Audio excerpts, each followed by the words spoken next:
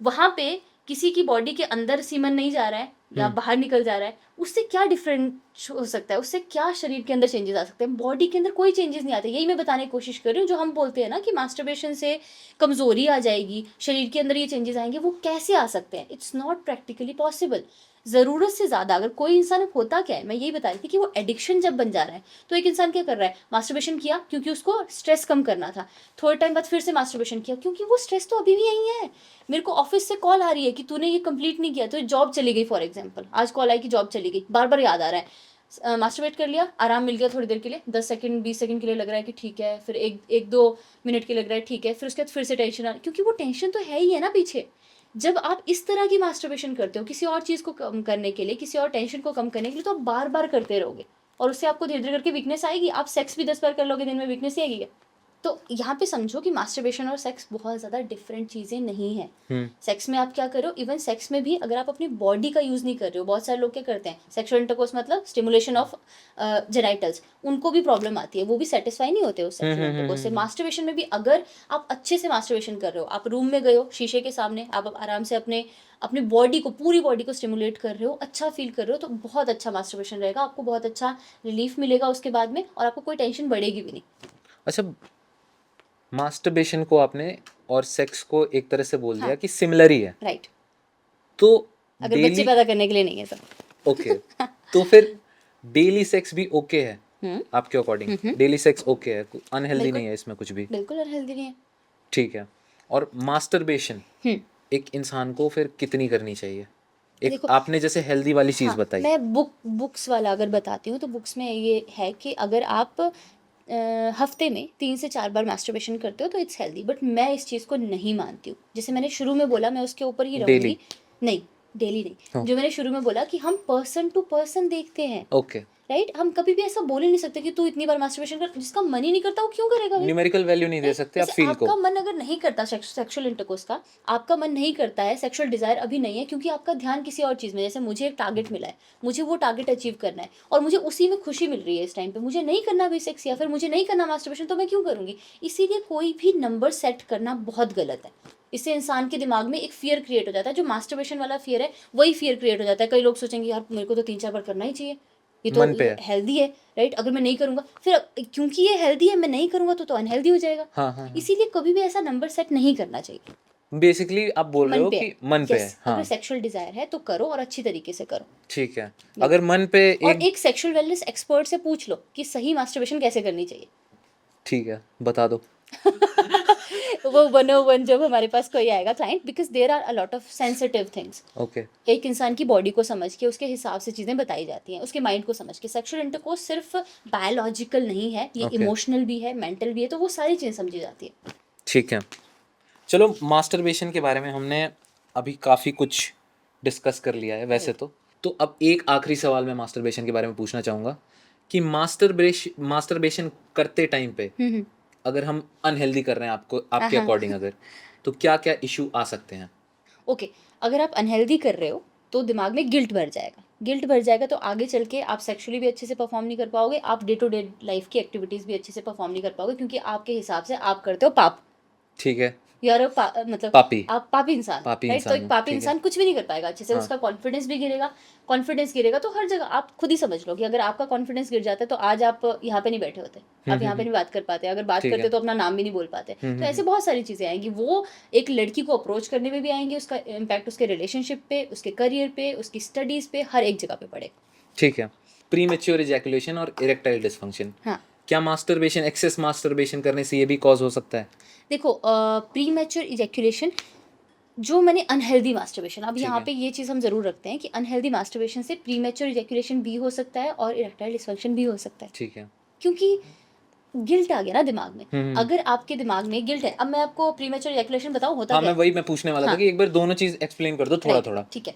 तो शीघ्र पतन इसको लोग बोलते हैं, तो ठीक है। मैं इसलिए नॉर्मल टर्म यूज़ कर रही हूँ क्योंकि लोगों को समझ में आ जाए। ठीक है। शीघ्र पतन, प्री मैच्योर इजैकुलेशन, मैच्योर होने से पहले इजैकुलेशन हो जाना। तो कुछ बुक्स में ऐसा लिखा है कि 1 मिनट से पहले अगर आपको डिस्चार्ज हो जाता है, इजैकुलेशन हो जाती है, तो उसको हम प्री मैच्योर इजैकुलेशन लिखते हैं। लेकिन लास्ट में ये समझ में आता है कि अगर आप और आपका पार्टनर जब तक सेटिस्फाई नहीं हुआ, मोस्टली ऐसा होता है कि वेजाइना के अंदर पेनिट्रेशन करने के तुरंत बाद इजेक्यूलेशन हो जाता है या फिर पेनिट्रेशन से पहले ही इजेक्यूलेशन हो जाता है। ये सबसे ज़्यादा प्रॉब्लमेटिक सिचुएशन है आज के टाइम पे लोगों की, शीघ्र ठीक पतन है। जिसको बोला जाता है। ठीक है, अभी शीघ्र पतन में क्या हो रहा है, देखो हमारी बॉडी के अंदर डिफरेंट डिफरेंट चीज़ें हमारा दिमाग कंट्रोल करता है। जैसे कि अगर आपके पीछे कुत्ता पड़ गया तो आप उस समय क्या होगा, भागना होगा आपको, मतलब उस समय इंस्टेंट आपको डिसीजन लेना है और इंस्टेंट एक्शन लेना है। तो फाइट हमारे और दिमाग फ्लाइट। का एक हिस्सा है sympathetic nervous system. Sympathetic nervous system का काम होता है आपके हार्ट रेट को बढ़ा देना, आपके ब्लड प्रेशर को बढ़ा देना, आपको एकदम से बॉडी को रेडी करना एक्शन के लिए। ठीक है, अब सेक्सुअल इंटरकोर्स में क्योंकि इसका रोल है इसीलिए मैं बता रही हूँ। और एक होता है पैरासिम्पैथेटिक नर्वस सिस्टम। ओके। इसका काम होता है रेस्ट, अच्छा फील कराना, आपको खुश फील कराना, रेस्ट वाला एक सिस्टम है ये। जब आप सेक्सुअल इंटरकोर्स के लिए रेडी होते हो तो शुरुआत में पैरासिम्पैथेटिक ज़्यादा एक्टिव होना चाहिए। जब आपकी बॉडी रेडी हो रही है, जब आप अच्छा फील कर रहे हो, प्री मैच्योर इजैकुलेशन वाले पेशेंट को क्या होता है, सिंपैथेटिक एक्टिव हो जाता है, तो बॉडी एकदम से एक्शन में आती है कि अब जल्दी से इसको खत्म करना है। तो उनको क्या होता है, अराउजल हुआ एकदम से, इरेक्शन हुआ, इरेक्शन होते ही डिस्चार्ज हो गया जल्दी से, क्योंकि आपने पैरासिम्पैथेटिक एक्टिव हो गया है बॉडी के अंदर। समझ हम्म। रहे हो किस वजह से हुआ, क्योंकि वो स्ट्रेस में चले गए हैं। उस समय उनको अच्छी फीलिंग लेनी थी। सेक्सुअल इंटरकोर्स के लिए इंसान रेडी हुआ है, अच्छी फीलिंग के साथ होना चाहिए था, खुशनुमा फीलिंग के साथ, प्यार के साथ, और there are a lot of good emotions, वो सारे इमोशन आने चाहिए थे। उसको क्या आ रहा है, टेंशन कि यार मैंने तो गलत चीज़ें कर रखी है, मेरे साथ तो प्रॉब्लम हो जाएगी। उसको कॉर्टिसोल रिलीज हो गया, स्ट्रेस हो गया बॉडी ब्रेन के अंदर आपके। तो उस समय क्या होगा, जल्दी से सिंपैथेटिक एक्टिवेट हो जाएगा और आपकी बॉडी को हो जाएगा काम। राइट हो जाएगा काम। आपने प्री मैच्योर इजैकुलेशन वाले पेशेंट बोल दिया, तो ये पेशेंट ही हो ये गए पेशेंट है, बंदे। Premature ejaculation it's a term, it's a medical term. तो ये ठीक नहीं हो सकता खुद से? ये चीज़ें अगर खुद से हो सकती होती तो बहुत अच्छा होता, ठीक लेकिन है। इसके लिए काउंसलिंग प्लान्स होते हैं। देयर आर फ्यू पीपल जो खुद से कंट्रोल कर पाएंगे। अभी मैंने आपको क्या बताया, कुछ लोग ऐसे होते हैं जो मेंटली स्ट्रांग होते हैं, होते उनको हैं। ये चीज़ समझा दी आपने अभी, उनको अगर अगर वो सुन रहे होंगे तो समझ जाएंगे कि मैं उस समय कुछ गलत चीज़ के बारे में नहीं सोचूंगा, मैं नहीं सोचूंगा पुराने एक्सपीरियंस के बारे में, मैं नहीं सोचूंगा स्ट्रेसफुल सिचुएशन के बारे में, मैं सोचूंगा अच्छी अच्छी चीज़ों के बारे में। जैसे मैं सोचूंगा कि मेरे पार्टनर मेरे सामने, अरे वो कितनी अच्छी लग रही है, अरे मैं कितना अच्छा लग रहा हूँ, ऐसी ऐसी चीज़ों के बारे में सोचना शुरू करेगा, सो दैट उसको अच्छी फीलिंग आए। ऐसी चीज़ें जिससे अच्छा फील होता है वो सोचना शुरू कर देगा। Then there are few people जो इस प्रॉब्लम से सफ़र कर रहे हैं। ठीक है। अब होता क्या है, अगर मान लो 10 बार आपने सेक्सुअल इंटरकोर्स किया पुराना ठीक है। पहले, ठीक है। और हर बार आपका एक्सपीरियंस गंदा रहा, ओके। अब क्या होएगा, पार्टनर का शक्ल भी तो देख रहे हो आप हाँ। कि यार ये भी डिससेटिस्फाइड हो रही है, मैं तो कुछ कर ही नहीं सकता, फेलियर वाली फीलिंग आ जाती है। ह्यूमन ब्रेन ऐसा है, हम ब्रेन की शुरू से बात करें क्योंकि यहाँ पे ब्रेन का बहुत इंपॉर्टेंट रोल है। ठीक है। अब मान आपका फेवरेट खाना क्या है, जलेबी। जलेबी, ठीक है। अब मैं आपको लिख के देती हूँ, अगर 10 बार आपको जलेबी सर्व करूंगी नेक्स्ट 10 टाइम्स, और जलेबी के अंदर कंकड़ डाल दूंगी या फिर कुछ, समझ रहे हो, अगली 11वीं बार मैं आपको जलेबी दूंगी, आप बोलोगे मन नहीं कर रहा है यार खाने का, मैं नहीं खाऊंगा।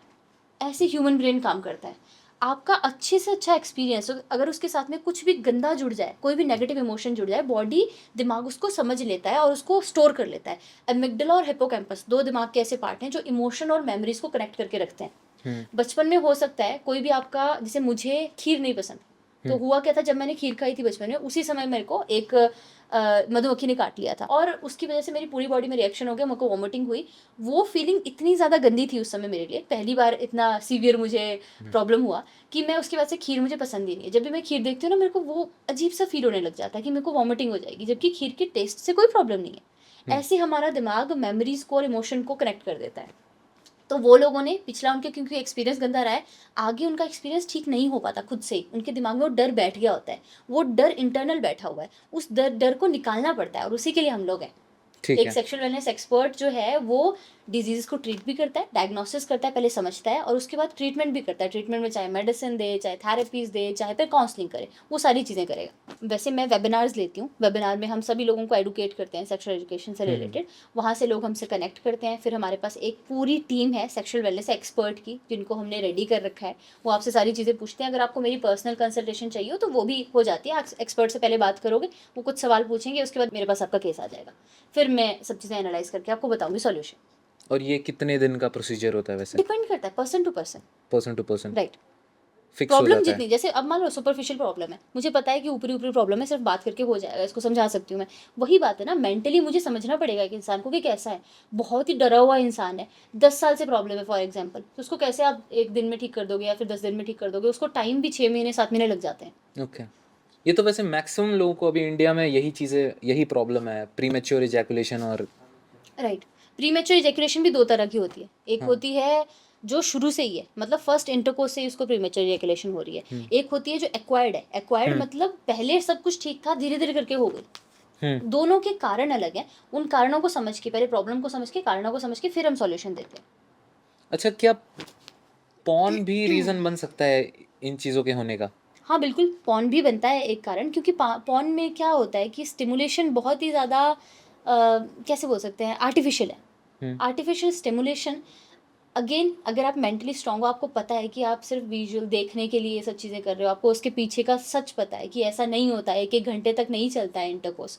आपको पता है कि पीनस का साइज़ इतना इतना बड़ा नहीं होता, आपको पता है कि एक विमेन ऐसी एक्चुअल में नहीं दिखती है, ठीक है, जैसे उसमें दिखाई जाती है। तो आप आराम से अपनी सेक्सुअल लाइफ को एंजॉय कर पाओगे। अगर आपने उसको सच मान लिया कि यही होता है और मैं तो ऐसे ही करूँगा इंटरकोर्स, तो आगे चल के आपको प्रॉब्लम आएगी। पीनस के साइज की बात की आपने, तो हाँ। एक सवाल और पूछ लेता हूँ। हाँ, इम्पोर्टेंट होता है क्या साइज? साइज़ बिल्कुल मैटर करता है।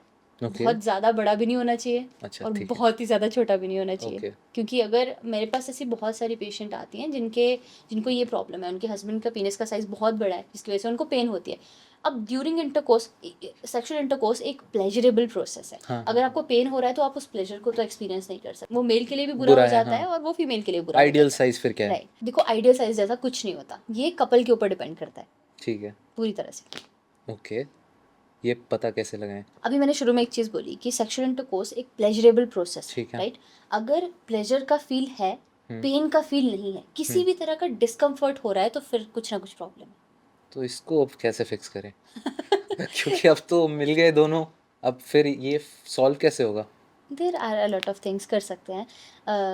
तभी सेक्सुअल एजुकेशन की जब हम बात करते हैं, सेक्सुअल वेलनेस की बात करते हैं, उसमें बहुत सारी चीज़ें आती हैं। It's not about genitals only, जैसे मैंने शुरू में आपको बोला।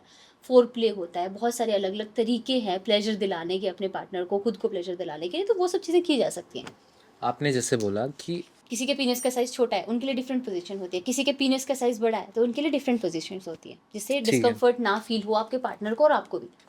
आपने बोला कि आपके पास पेशेंट्स आते हैं जिनकी वाइफ कंप्लेन करती है कि बहुत बड़ा है तो इशू होता है, हाँ, वो कैसे उनको हम फिक्स होगा? डिफरेंट डिफरेंट पोजीशंस बताते हैं, position, positions. And there are a few things जो हम उनको बताते हैं करने के लिए। टेक्निकल चीज़ें हैं जिससे उनको पेन वगैरह ना फील हो। ठीक है। अब पेनिट्रेशन की बात है ना, जितना डीपली पेनिट्रेट होगा, जिन लोग का पीनस साइज छोटा है उनको ऐसी पोजीशन बताई जाएगी जहाँ पे डीप पेनिट्रेशन होती है, और जिन लोग का पीनस साइज बहुत बड़ा है उनको ऐसी पोजीशन बताई जाएगी जहाँ पे डीप पेनिट्रेशन ना हो। अब हम थोड़ा मतलब ये पॉडकास्ट की एंड की तरफ जा रहे हैं, हाँ तो एक सवाल मेरे दिमाग में शुरू से ही घूम रहा है, मैं सोच रहा था कि एंड में पूछूंगा। हाँ हाँ।